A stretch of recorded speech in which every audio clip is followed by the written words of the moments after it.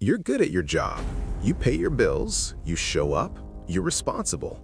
And somewhere deep inside, you hate yourself for it. Not because it's wrong, but because you know this isn't it. This isn't the thing you were built for. You feel it in the Sunday evenings that hit differently than they should. You feel it in the restlessness that no amount of sport, drink, or distraction fully kills.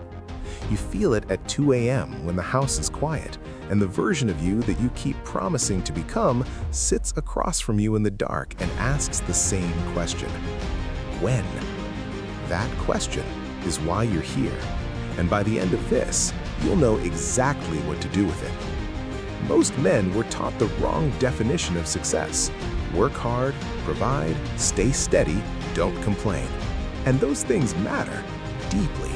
But somewhere in that programming, nobody told you about the other obligation, the one you owe to yourself, to the talent sitting unused in your chest, to the idea you've been carrying for 3 years but never built, to the version of yourself that your younger self was absolutely certain you would become. That obligation has a name: die empty. Not reckless, not irresponsible, not burning your life down for a fantasy, but this: a man who dies empty leaves nothing trapped inside. No courage he was too afraid to use. No words he swallowed to keep the peace. No dream he starved to death because comfort was easier to feed. He used it all. He gave it all. He showed up completely. That is the standard. Not wealth, not status, not the approval of people who were never in your corner anyway. Complete expenditure of self. That is what a man's life is for. Let me tell you what's actually killing you. Not failure, not bad luck, not the economy or the algorithm or the timing that never seems right. Comfort. Specifically, comfort you didn't earn. Comfort you settled into before you'd actually built anything worth being comfortable about. Here's the psychology nobody explains. The human brain is wired to protect you from discomfort. It will construct the most convincing arguments to justify staying still. Be grateful for what you have. The timing isn't right. It's too risky with the mortgage, the kids, the obligations. All reasonable, all logical, all slowly suffocating you. Because beneath every reasonable excuse is an unreasonable truth. You are capable of more than the life you are currently tolerating. And tolerating it day after day isn't stability. It's a slow erosion of who you actually are. Most men don't die at 80. They die at 35 and are buried decades later.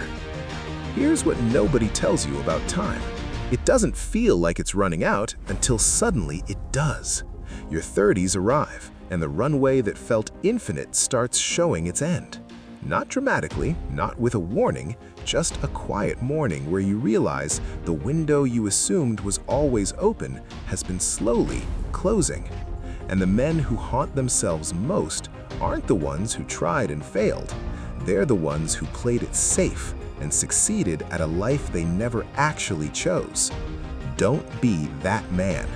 Don't be the man who looks at his son and gives him advice he never had the courage to follow himself.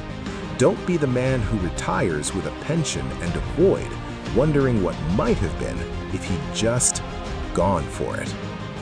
I want you to stop for a moment, just you, right now. Think about the one thing, the one idea, one goal, one version of yourself that you absolutely refuse to take to your grave. Not your career, not what your parents wanted, not what makes sense on paper, the real thing. The one that lives in the quiet parts of you. Write it in the comments, one line, that's it. Because naming it out loud is the first act of courage. And courage is exactly what the rest of this requires. Here's your psychological reality check.